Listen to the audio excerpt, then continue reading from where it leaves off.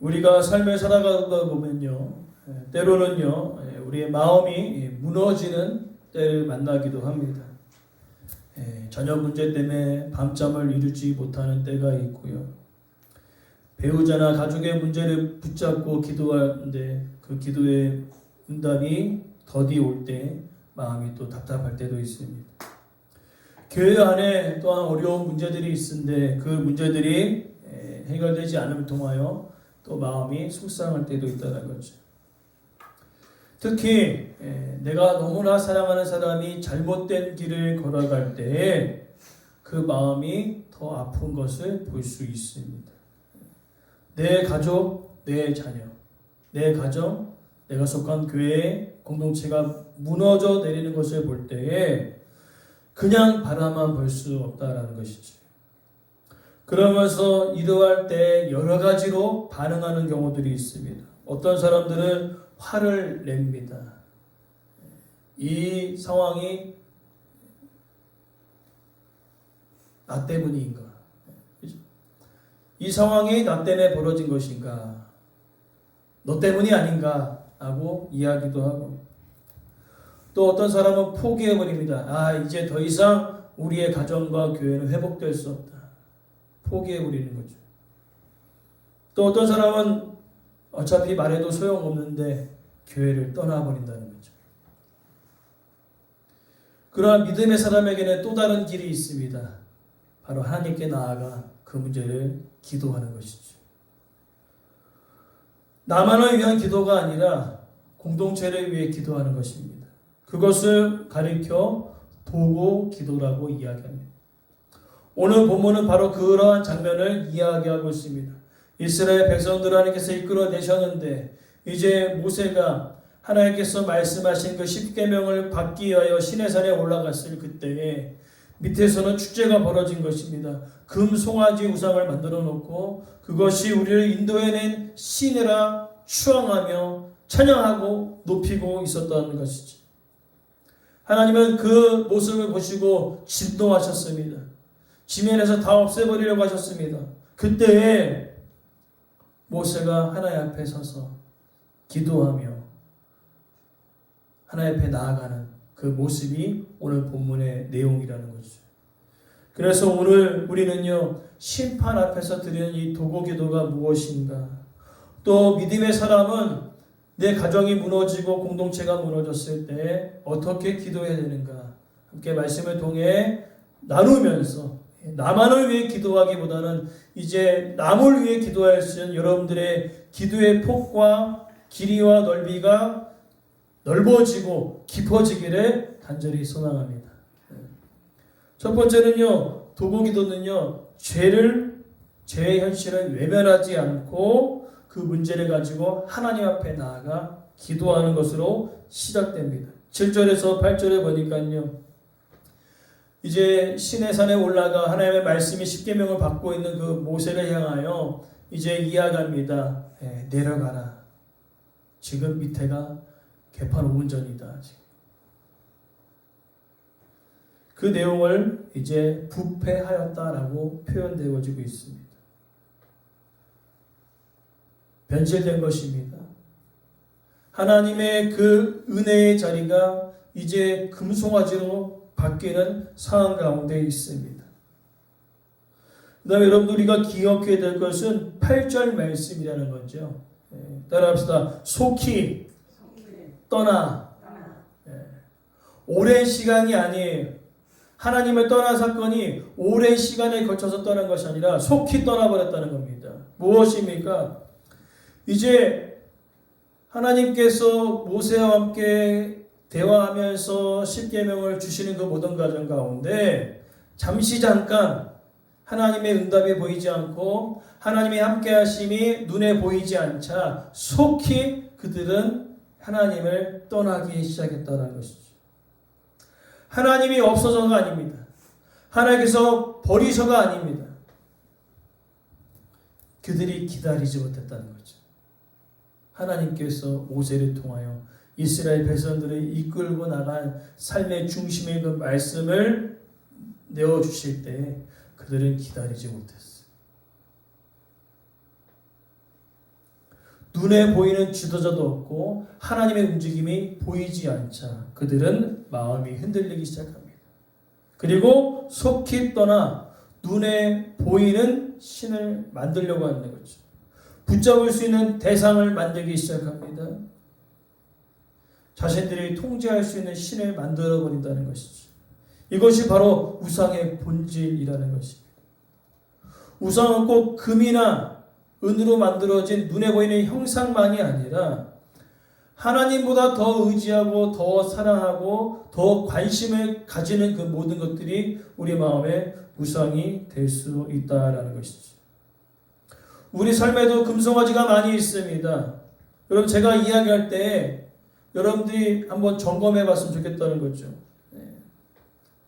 돈이 있으면 안전한데 돈이 부족하면 불안에 떱니다.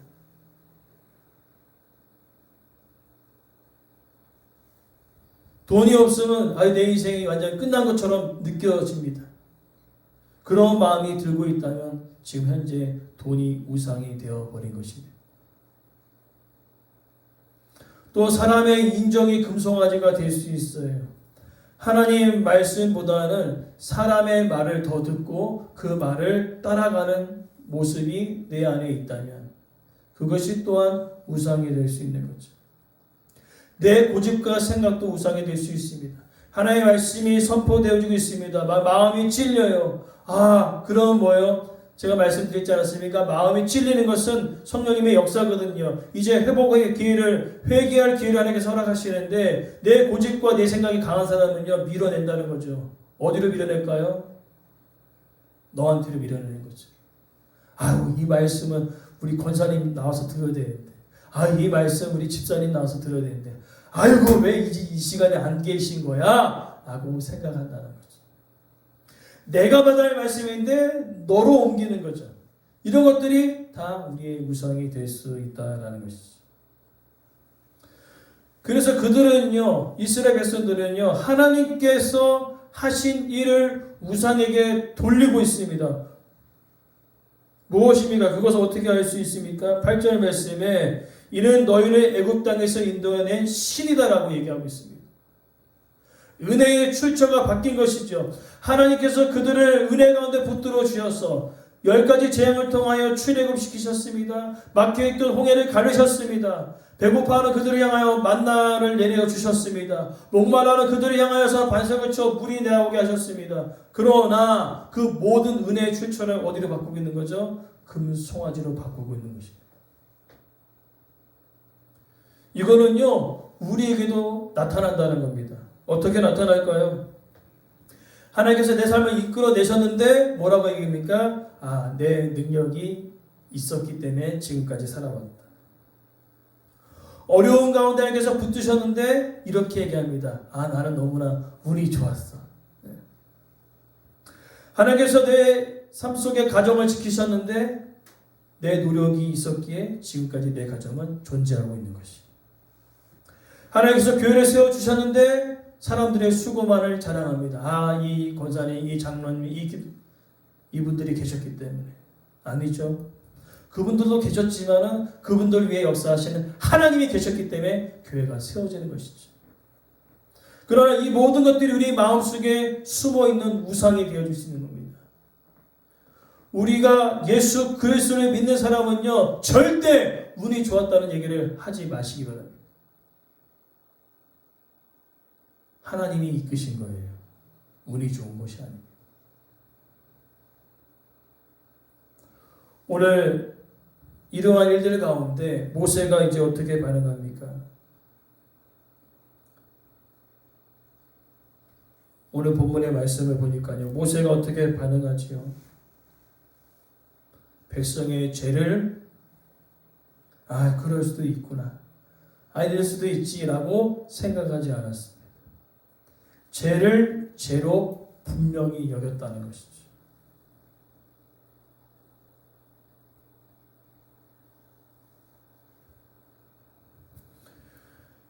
모세는요, 이스라엘 백성들의 죄를 죄 없다 하지 않았습니다. 그 죄를 인정했습니다.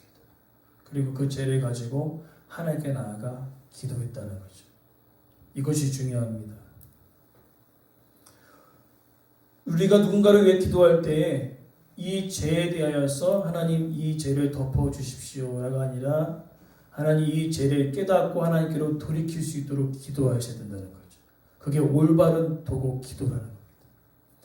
모세는 이스라엘 백성들의 죄를 인정하였습니다. 그리고 그 죄의 문제를 가지고 하나님께 나아가 회개하며 기도하고 있는 것을 볼 수 있어요.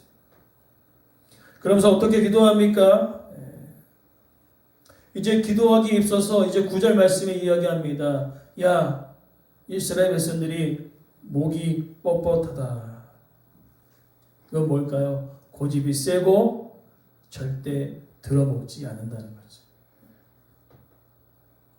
자기의 뜻을 굽히지 않는다는 겁니다.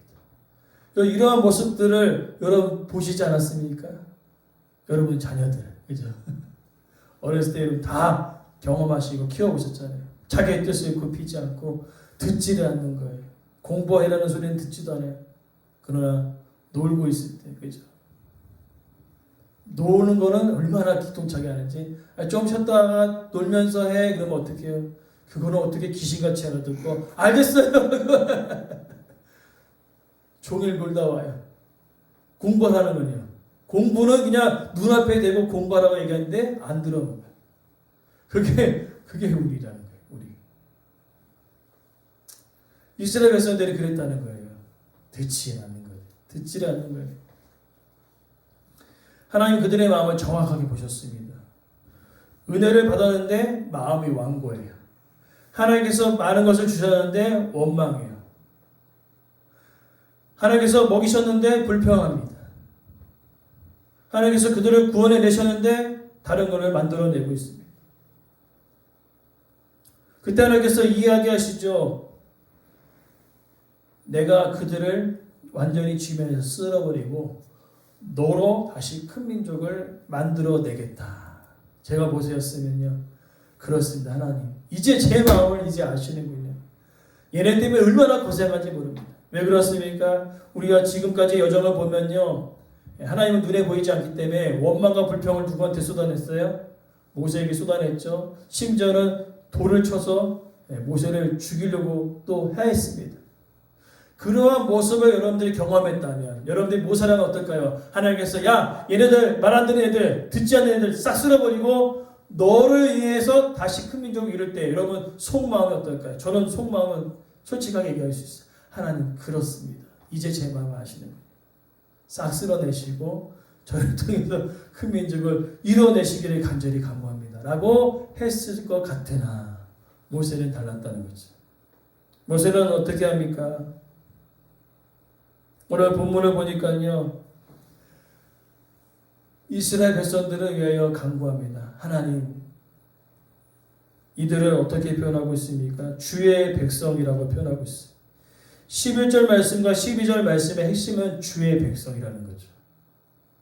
앞서서 7절에 보니까요. 하나님은 어떻게 대우하십니까? 내 백성이라는 건 네 백성이라는 거죠. 너의 백성이라는 거예요. 하나님과 관계가 없는 그 의미를 갖고 있는데 모세는 다시 언급합니다. 하나님께서 이끌어내신 하나님의 백성 아닙니까? 그리고 기도하고 있는 거죠. 하나님께 은혜를 구하고 있습니다. 그리고 무엇을 약속하셨는지를 약속의 말씀을 붙들고 기도하고 있어요. 무엇입니까? 약속의 말씀을 붙들고 더 나아가 나만이 아니라 하나님의 이름을 위하여 기도하고 있어요. 하나님께서 이스라엘 백성들을 이끌어내셨는데 광야에서 죽게 하시면은 하나님의 이름이 어떻게 되겠습니까? 모든 민족들 가운데 이제 가나안 땅으로 이끌 힘이 없으니까 여기서 다 죽여버렸지 않을까라고 이야기하면서 오히려 모든 민족에게 하나님의 이름이 훼손될까?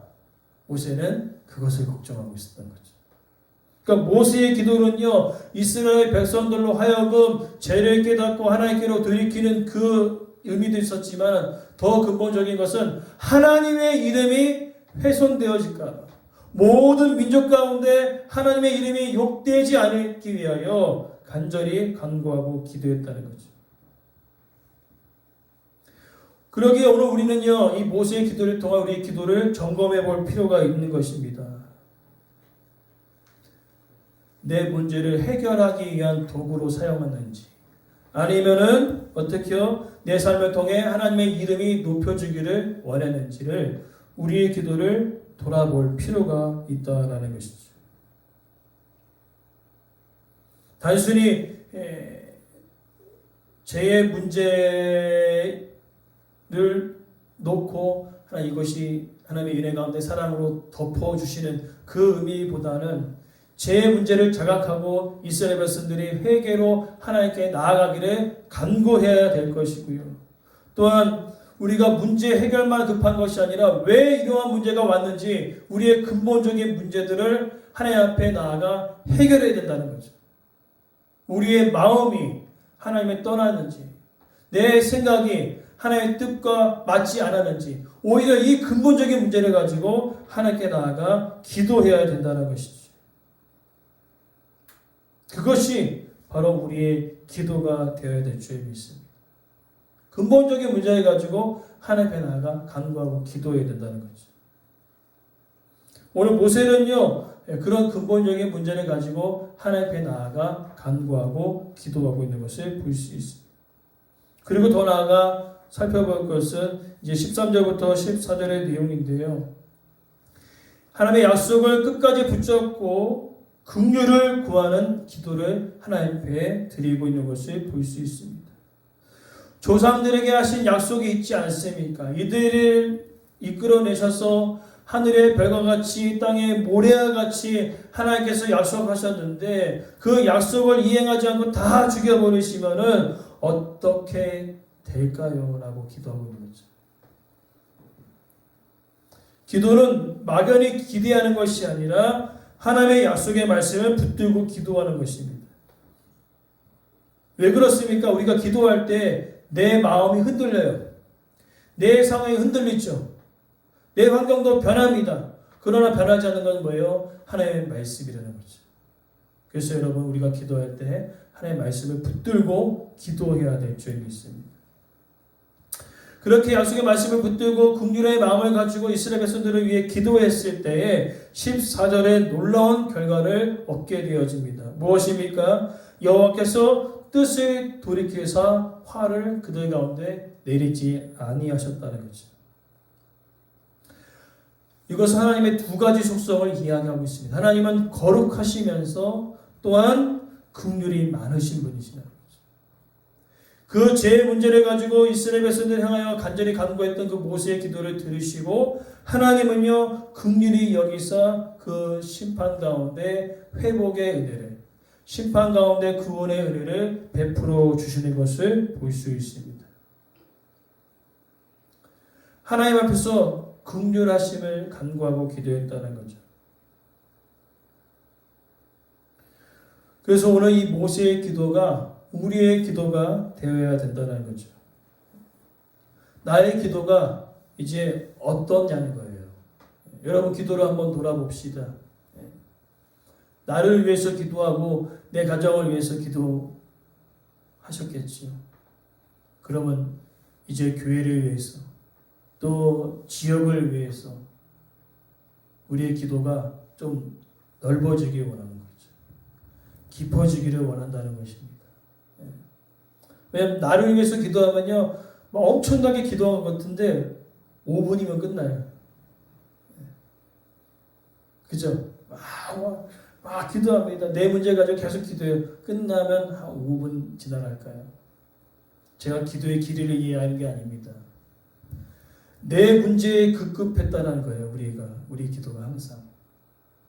여러분, 오늘은 우리가 좀 더 기도의 넓이를 넓혀가자는 거죠. 나를 위해서 기도하고 너를 위해서 기도하고 교회를 위해서도 기도하고 지역을 위해서도 기도하고 나라와 민족을 위해서도 기도하고. 오늘 모세가 그 진노 앞에 하나님 앞에 서서 간절히 이스라엘 백성들을 위하여 간구하고 기도했던 것처럼 이스라엘 백성들은 죄를 지었지만 모세는 포기하지 않았습니다. 심판은 당연해 보였지만 모세는 하나님의 언약의 약속의 말씀을 붙들고 긍휼의 하나님을 찾아 간구하고 기도하고 있습니다. 하나님의 진노 앞에 도망가지 않고 하나님의 그 진노 앞에 나만 살자고 하지 않고 이스라엘 백성들을 위하여 약속의 말씀을 붙들고 기도했다는 것입니다. 그것이 바로 하나님께서 찾으신 기도자의 모습이라는 것이죠. 이제 우리가 말씀을 마무리하면서 이 금송아지 사건을 통하여서 우리는 어떻게 해요? 때때로 이 은혜의 출처를 바꿔버릴 때가 있는 것입니다.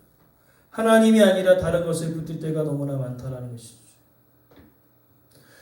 무엇 때문에 불안해하고 있는지, 무엇 때문에 두려워하고 있는지를 우리가 봐야 된다는 겁니다. 돈 때문에, 자녀의 문제 때문에, 환경 때문에 두려워 떠는 것들, 당연히 두려워 떨 수 있겠죠. 그러나 그 마음이 오래 자리 잡는다면 그것이 문제라는 거죠. 저도 두려워요. 돈이 없으면 두려워요. 자녀들의 그 앞날에 생각할 두려움이 있습니다. 그러나 그 두려움을 오래 품고 있지 않고 그것을 가지고 하나님께 나아가는 자가 있는가 하면 그 두려움 가운데 빠져서 허우덕거리며 살아가는 자가 있다는 것이죠. 소망하는 것은 여러분 그 두려움은 끝나지 않고 그 두려움의 문제를 가지고 하나님 앞에 나아가 간구하고 기도할 수 있는 저와 여러분이 되어지기를 간절히 소망합니다. 특별히 모세가 그죠? 저는 그냥 나만 살았으면 좋겠는데 지지리도 그냥 말 되게 안 듣는 길을 닫고 있는 그들, 돌을 던졌던 그들만 생각하면은 하나님께서 너를 큰 민족 세우겠다 했으면 참으로 할렐루야 할 텐데 모세는 그러지 않았다는 거죠. 나만 살지 않고 모두 살기 위하여 기도했어. 공동체를 위해 기도했습니다. 그리고 백성의 생존만을 위해 기도한 것이 아니라 백성을 이끌어내시는 하나님의 이름이 욕될까봐, 하나님의 이름이 다른 민족들 가운데 훼손될까봐 그것이 안타까워 모세는 기도했어. 하나님 얼마나 기뻐하셨을까요? 그래 모세. 우리가 그런 기도가 좀 넓어지길 원한다는 거예요. 이제는 단순히 내 문제, 내 가정이 아니라 이제는 남을 위해서도 기도할 수 있고 이웃을 위해 기도할 수 있고 교회를 위해 기도할 수 있고 나라 민족을 위해서도 기도할 수 있는 그런 도구 기도자가 되어지시기를 간절히 소망합니다.